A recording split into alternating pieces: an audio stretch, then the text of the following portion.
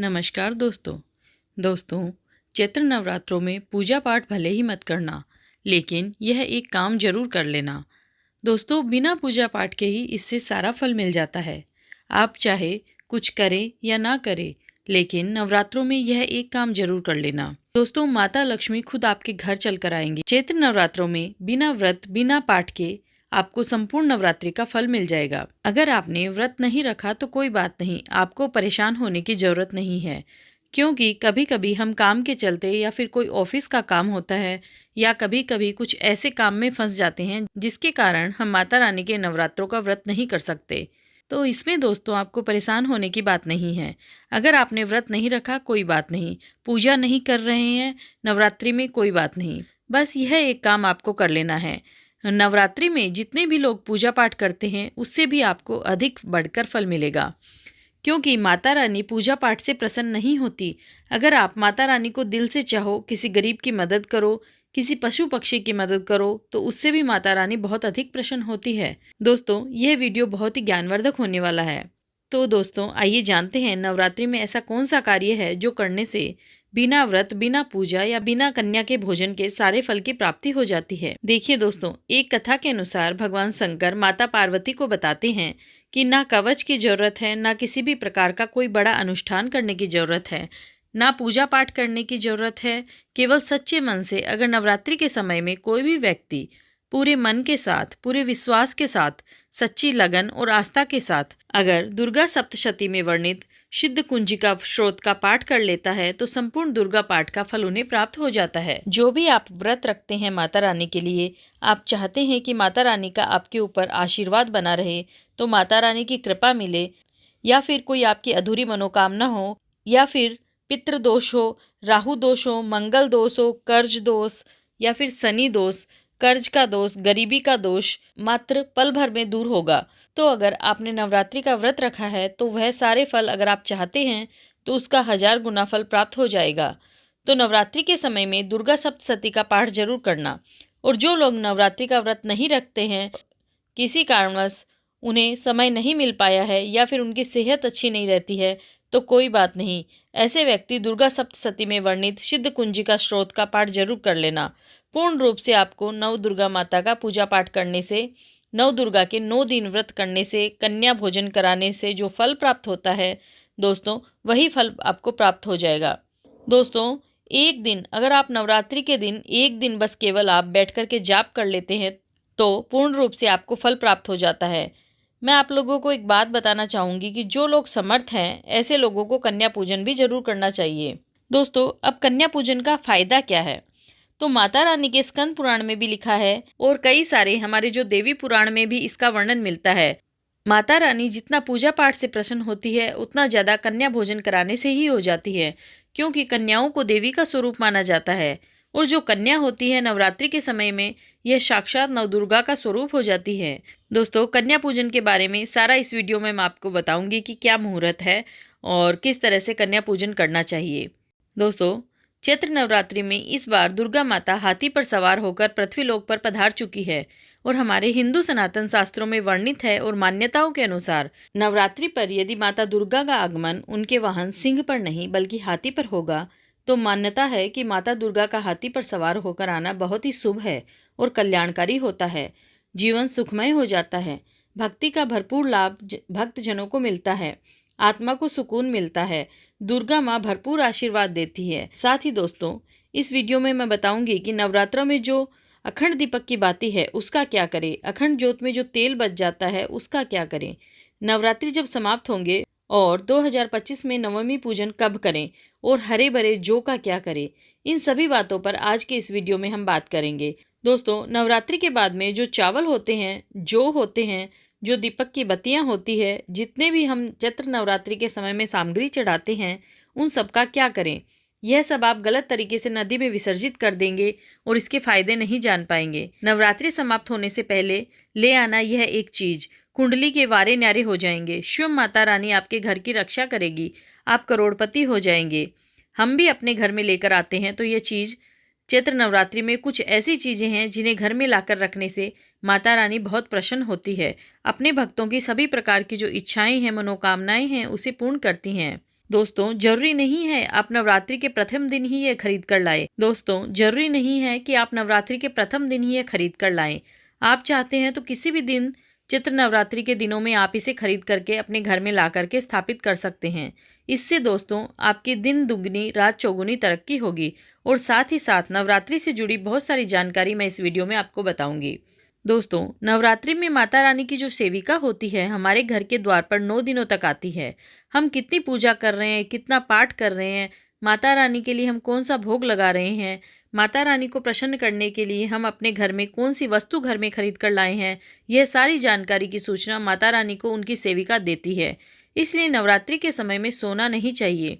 नवरात्रि के समय में हमें भूलकर भी शराब वगैरह का सेवन नहीं करना चाहिए। लहसुन प्याज तो तामसिक चीज़ें कही गई है, इनका परित्याग कर देना चाहिए। तो भक्तों नवरात्रि में कौन सी ऐसी चीज़ है जिसे हम खरीद कर लाएं जिससे हमारे घर में अन्य धन की बढ़ोतरी हो। दोस्तों हमारे धर्मशास्त्र कहते हैं आप में से अधिकतर ऐसे लोग हैं जो विदेश यात्रा करना चाहते हैं, या फिर आप में से ऐसे लोग हैं जो हमारे हिंदू धर्म में कहा गया है तीर्थों की यात्रा करना चाहते हैं और 4 धाम की यात्रा करना चाहते हैं। लाख प्रयास करने के बाद आपकी मनोकामनाएं पूर्ण नहीं हो पा रही है। आप जो भी है नवरात्रि के समय में ध्वजा घर में खरीद कर लाएं, इसे माता रानी को समर्पित कर दें और नवमी के दिन इसे किसी भी देवी मंदिर में जाकर के इसे आप चढ़ा देना या फिर मंदिर में जाकर इसे समर्पित कर देना। दोस्तों इतना करने के बाद बिल्कुल ही आपकी विदेश यात्रा या फिर 4 धाम की यात्रा करना चाहते हैं तो वह यात्रा मंगलमय हो जाएगी। दोस्तों आर्थिक कष्टों से मुक्ति पाने के लिए अब आप में से अधिकतर लोग ऐसे हैं जो बोलते हैं हम धनवान बनने के लिए क्या करें। तो नवरात्रि के समय में सुनिए, अगर आर्थिक कष्टों से मुक्ति पाना चाहते हैं तो चांदी की कोई भी सामग्री लाकर के देवी माता को समर्पित करना। दोस्तों नवरात्रि के समय में चांदी से बनी कोई भी सामग्री लाकर के माता रानी को समर्पित करना और चांदी से बनी हुई जो सामग्री आप लोग लाकर समर्पित करेंगे तो 10वें दिन आपको इसे गंगा जल से स्नान करने के बाद लाल कलर के कपड़े या फिर चांदी की डिब्बी अगर आपके पास में है तो 5 चावल के साथ में 5 गोमती चक्र, 5 जो आपने कोड़ी रखी है उसमें डालकर आप इसे रख सकते हैं। दोस्तों या फिर आप चाहते हैं तो चांदी की जो आपने पात्र माता रानी की भेंट की है वह लाल कलर के कपड़े में बांध करके धन तिजोरी में रखिए। उत्तर दिशा में रखेंगे, आपके घर में पैसे आने जाने में के सभी मार्ग खुल जाएंगे। दोस्तों ऐसा कहते हैं इस उपाय से दरिद्र व्यक्ति भी धनवान बन जाता है। और दोस्तों कुछ लोग ऐसे भी हैं जो स्वयं का घर चाहते हैं, यानी उनका घर नहीं है, वह चाहते हैं माता रानी की कृपा से उनका घर बन जाए। तो दोस्तों इस उपाय से लोगों के घर भी बन जाते हैं। तो करना क्या है, चैत्र नवरात्रि में मिट्टी का छोटा सा घर खरीद कर लाना। मिट्टी का छोटा सा आप स्वयं भी घर बनाकर रख सकते हैं। यह बना के माता रानी को समर्पित करना है। तो नवरात्रि के बाद स्वयं आपके पास घर होगा। कुछ दिनों के बाद ही आपकी मनोकामना है वह मनोकामना की पूर्ति होगी। लेकिन दोस्तों आप लालच मत करना, लालच बुरी बला है। बस चुपचाप माता रानी को घर भेंट कर दें और सच्ची भक्ति आराधना में लग जाएं।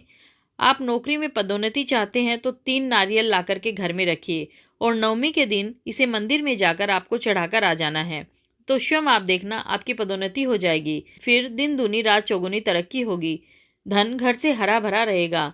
दोस्तों आप चाहते हैं तो मोली धागा भी इस दिन खरीद कर ला सकते हैं। 9 गांठ लगा लीजिए। 9 गांठ लगाने के बाद इस धागे को 9 मनोकामनाएं बोलते हुए, 9 दुर्गा का ध्यान करते हुए 9 प्रकार की मनोकामनाएं बोले 9 गांठ लगाना है और 9 दुर्गा को समर्पित कर देना है, यानी कि भेंट कर देना है। इससे दोस्तों आपकी 9 प्रकार की इच्छा पूर्ति हो जाएगी। 9 प्रकार के आपको फल प्राप्त होंगे। माता बड़ी प्रसन्न होती है, खुश होती है। और दोस्तों आप चाहते हैं तो कमल पर विराजमान माता लक्ष्मी की तस्वीर भी ला सकते हैं। इससे दोस्तों धन समृद्धि घर में बढ़ती है, सौभाग्य की प्राप्ति होती है। लेकिन एक बात का विशेष ध्यान रखिएगा, इससे आपको उत्तर दिशा में लगाना है। आप चाहते हो तो नवरात्रि के किसी भी दिन में 16 श्रृंगार खरीद कर ला सकते हैं। ऐसा माना जाता है जो भी व्यक्ति अगर 16 श्रृंगार चढ़ा दे तो ऐसे व्यक्ति की जो पारिवारिक जीवन में जो अशांति है, ऐसे व्यक्ति के अगर पारिवारिक जीवन में किसी भी प्रकार की परेशानी है वह परेशानी समाप्त हो जाती है। दोस्तों नवरात्रि में आप चांदी के सिक्के ले आइए, इससे बहुत ही अच्छा माना जाता है। मोर पंख शास्त्रों में बहुत ही शुभ माना गया है।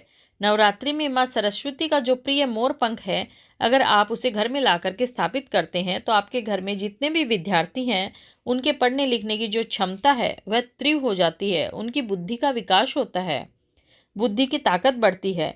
दोस्तों और भी कुछ ऐसी सामग्री है जिसे नवरात्रि में आपको अवश्य लानी चाहिए, जैसे कि चांदी का कछुआ। अगर आपके पास थोड़े बहुत पैसे हैं तो चांदी का कछुआ अपने घर में जरूर लाइए। चांदी का कछुआ घर में ला करके स्थापित करने से हमारे घर में सुख शांति वैभव एवं धन धान्य की वृद्धि होती है और माता रानी की सेविका भी होती है, जो देखती है कि माता का भक्त माता रानी के लिए क्या क्या लाया है। वह चीज़ घर में बहुत ही जरूरी है। नवरात्रि में कुछ ना कुछ घर में जरूर लाना चाहिए, इससे माता रानी बहुत प्रसन्न होती है। दोस्तों, चांदी का कमल स्थापित कर सकते हैं घर में ला करके, या फिर नव दुर्गा माता को समर्पित कर सकते हैं। नव दुर्गा माता को चांदी का कमल लाइए और समर्पित कर दीजिए। इसके बाद जो यह कमल आप अपने धन स्थान में रखना। ऐसा माना जाता है कमल की जितनी भी पंखुड़ियाँ होती है उतना ही आपको, एक प्रकार से हम बोल सकते हैं, उतने ही आपको रास्ते होते हैं। कमल में जितनी पंखुड़ियाँ होगी उतनी ही राह से आपको धन की प्राप्ति होगी। यानी कि 8 पंखुड़ियाँ है तो 8 मार्ग से आपको धन प्राप्त होगा। कुछ भी मार्ग हो सकता है। दोस्तों, आप चाहते हैं तो घर में त्रिशूल भी लाकर रख सकते हैं। लोग शत्रु से परेशान रहते हैं तो आपके शत्रु आपको अनावश्यक परेशान करते हैं, परेशान करना बंद कर देंगे, उल्टा उनका ही विनाश हो जाएगा। शास्त्रों के अनुसार इस अत्यंत ही पुण्य और मंगलकारी तिथि पर कुछ ऐसे कार्य हैं जिनको करना वर्जित माना गया है। ऐसा करने से व्यक्ति के जीवन में कई तरह की परेशानियों का सामना करना पड़ सकता है। माता रानी की नाराजगी का सामना करना पड़ सकता है। दोस्तों, आइए जानते हैं चैत्र नवरात्रि पर ऐसे कौन से कार्य हैं जिनको भूलकर भी नहीं करना चाहिए। पहली गलती के बारे में जिससे हमें चैत्र नवरात्रि पर नहीं करना चाहिए।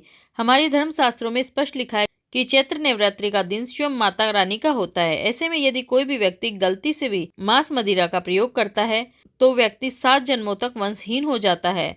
ऐसे लोग आकस्मिक दुर्घटना का शिकार होते हैं। इसलिए चैत्र नवरात्रि पर महिलाएं एवं पुरुष घर में तामसिक चीजों का प्रयोग ना करें और ना ही अपने घर के किसी भी सदस्य को करने दें। अगली बात, चैत्र नवरात्रि पर किसी महिला या कन्या का अपमान ना करें। वैसे तो स्त्री का अपमान केवल एक दिन ही नहीं बल्कि कभी भी नहीं करना चाहिए। माता लक्ष्मी को स्त्री का स्वरूप माना जाता है। ऐसे में अगर आप चैत्र नवरात्रि के दिन किसी भी स्त्री का अपमानित करते हैं तो ऐसा करने से माता लक्ष्मी का अपमान माना जाता है। जिन घरों में महिला का सम्मान नहीं किया जाता वहाँ माता लक्ष्मी कभी नहीं आती। इसलिए चैत्र नवरात्रि पर ऐसा भूलकर भी नहीं करें। और चैत्र नवरात्रि पर एक दूसरे से लड़ाई भी नहीं करनी चाहिए। माना जाता है कि इस मतभेद से बड़ी परेशानी पैदा हो जाती है। चैत्र नवरात्रि पर ऐसा कोई काम ना करे जिससे दाम्पत्य जीवन में परेशानी आ जाए। चैत्र नवरात्रि के पावन दिनों में मांसाहार भूलकर भी नहीं करना चाहिए। इसके अलावा इस दिन अल्कोहल पीने से भी बचना चाहिए। अगर संभव हो तो चैत्र नवरात्रि पर पूर्ण सात्विक भोजन करें। इस दिन मांस मदिरा का सेवन करने से घर में अशांति आ जाती है और माता रानी नाराज हो जाती है और ऐसे घरों को छोड़कर चली जाती है। दूसरी बात दोस्तों, चैत्र नवरात्रि पर काले कपड़े नहीं पहनने चाहिए। चैत्र नवरात्रि के दिन काले रंग के कपड़े पहनना अशुभ होता है, क्योंकि काला रंग नकारात्मक ऊर्जा का प्रतीक होता है। इसे तामसिक गुण से जुड़ा हुआ माना जाता है। इस दिन भक्त को सफ़ेद, पीला, हरा या अन्य हल्के रंग के कपड़े पहनने चाहिए, क्योंकि यह रंग सकारात्मक ऊर्जा को आकर्षित करते हैं और पूजा की प्रभावशीलता को बढ़ाते हैं। माता रानी का ध्यान करने के लिए हल्के और शुद्ध रंग के कपड़े ही पहनने चाहिए। दोस्तों, तीसरी बात, चैत्र नवरात्रि के दिन देर तक ना सोए। चैत्र नवरात्रि के दिन देर से सोना और देर से उठना शुभ नहीं माना जाता है। यह दिन विशेष रूप से जागरण और तपस्या का दिन है। इस दिन भक्तों को रात्रि जागकर माता रानी की पूजा करनी चाहिए और अपने मन और शरीर को शुद्ध रखना चाहिए। देर से सोने से शरीर में आलस्य आ जाता है और पूजा की सही विधि में ध्यान नहीं लग पाता। इस दिन प्रातः जल्दी उठ करके पूजा की शुरुआत करनी चाहिए। शास्त्रों में 9 दिनों के नवरात्रि को बहुत ही शुभ और मंगलकारी माना जाता है। वही 8 दिनों के नवरात्रि को अच्छा नहीं माना जाता। ऐसे में 10 दिनों के नवरात्रि बहुत ही शुभ माने गए हैं। शास्त्रों के अनुसार माता रानी का पूजन करने से, कन्या पूजन करने से माँ हमें वरदान प्रदान करती है। कुंडली में जो कष्ट होते हैं उन्हें ठीक कर देती है। नवरात्रि में माता रानी का व्रत और पूजन किया जाता है, लेकिन नवरात्रि के दौरान सबसे ज़्यादा महत्व कन्या पूजन का होता है। कन्या पूजन कोई मामूली पूजन नहीं होता। सारा ब्रह्मांड में जो पूजा होती है उनसे बढ़कर कन्या पूजन को माना जाता है। 10 बार गंगा स्नान करने से और 100 बार यज्ञ करने से तथा 1000 बार यात्रा करने से जो पुण्य मिलता है वह मात्र एक बार पूजन करने से मिल जाता है। दोस्तों, हम कैसे करें कन्याओं का स्वागत? कन्या जब आपके घर आए तब सभी के पैरों को दूध और पानी से उनके पैरों को धुलाना चाहिए। खासकर पुरुषों को कन्याओं के पैर अवश्य धोने चाहिए। इससे मैया वैष्णो प्रसन्न होती है। दोस्तों, उसके बाद कन्याओं को किसी साफ जगह पर जमीन पर कपड़ा बिछाकर बिठाना चाहिए। उनके माथे पर अक्षत, फूल और कुमकुम लगाना चाहिए। फिर उसके बाद भोजन ग्रहण करवाना चाहिए। लेकिन दोस्तों, याद रहे, कन्याओं की थाली में 3 पूरियां कभी न रखें। इससे शुभ नहीं, घोर अशुभ माना जाता है।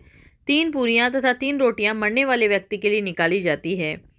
दोस्तों, कन्याओं का खाना खिलाने के बाद अंतिम में कन्याओं के सिर पर लाल चुनरी उड़ानी चाहिए और भोजन में आपको खीर, पूरी, हलवा, चना तथा आलू की सब्जी, छोले वगैरह की सब्जी खिलानी चाहिए। पनीर आदि भी खिलाया जा सकता है। वैसे माता रानी का प्रिय भोजन खीर, हलवा, पूड़ी और छोले आदि ही है, लेकिन भूल से भी लहसुन और प्याज का इस्तेमाल ना करें, अन्यथा अनर्थ हो जाएगा। अक्सर कई लोग कन्याओं को कुरकुरे पैकेट, चिप्स वगैरह का पैकेट खिलाते हैं, जो कि घोर अनर्थ माना जाता है, क्योंकि इनमें लहसुन प्याज का इस्तेमाल होता है, जिसके कारण आपका व्रत खंडित हो सकता है। माँ दुर्गा क्रोधित हो सकती है। कन्याओं को डिब्बाबंद कोई भी ऐसी चीज़ ना खिलाएं जिसमें प्याज लहसुन होता है। कोई चीज़ें तो ऐसी होती है जो मार्केट में जिनमें लहसुन प्याज का इस्तेमाल होता है, ऐसा आप कभी मत करना। दोस्तों, कई लोग कन्या पूजन में खाना घर पर नहीं बनाते और मार्केट से रेडीमेड लाकर ही खिलाते हैं तथा दही जलेबी खिलाते हैं, जो कि शुभ नहीं माना जाता है। माता रानी आपके हाथों का बना भोजन खाना चाहती है, आपका प्यार चाहती है, फिर चाहे आप घर में एक ही पूरी क्यों ना बनाए माता के लिए, पर आप स्वयं ही अपने हाथों से माता रानी को भोजन खिलाए। देखिए, भले ही आप दही जलेबी खिला सकते हैं, परंतु माता को घर का बना हुआ शुद्ध भोजन ही अति प्रिय है। खासकर नवरात्रों के दौरान घर में पका खाना अवश्य बनाएं। खासकर नवरात्रों के दौरान घर में पका खाना अवश्य बनना चाहिए। माता रानी बहुत प्रसन्न होती है। घर का बना पक्का खाना ही कन्याओं को खिलाना चाहिए। हमेशा याद रखें, कन्याओं को प्लास्टिक के बने दोने में खाना नहीं खिलाना चाहिए। ऐसे बर्तन पूजा पाठ के लिए शुभ नहीं अशुभ होते हैं। दोस्तों, कन्याओं को उपहार में क्या दें? कन्याओं को खुश करने के लिए उनकी थाली में दक्षिणा डालें, ताकि आपके घर में संपन्नता बनी रहे तथा धन की कोई कमी ना रहे। कन्या जब आपके घर से खुशी खुशी धन लेकर जाती है, तो वह आपको खुशी खुशी कई गुना आपको धन प्रदान करती है। इस समय कंजूसी नहीं करनी चाहिए। खुशी खुशी कन्याओं को धन अवश्य देना चाहिए। कन्याओं को कोई सुंदर सा तोहफा दे। शास्त्रों में बताया जाता है कि कन्या जितना खुश होती है, माता रानी उतना ही जल्द फल की प्राप्ति प्रदान करती है। तो दोस्तों, कैसी लगी आज की हमारी ये जानकारी? अगर वीडियो पसंद आई हो तो हमारे चैनल को लाइक कीजिएगा, शेयर कीजिएगा एंड सब्सक्राइब कीजिएगा। मिलते हैं किसी और वीडियो में, तब तक के लिए धन्यवाद दोस्तों।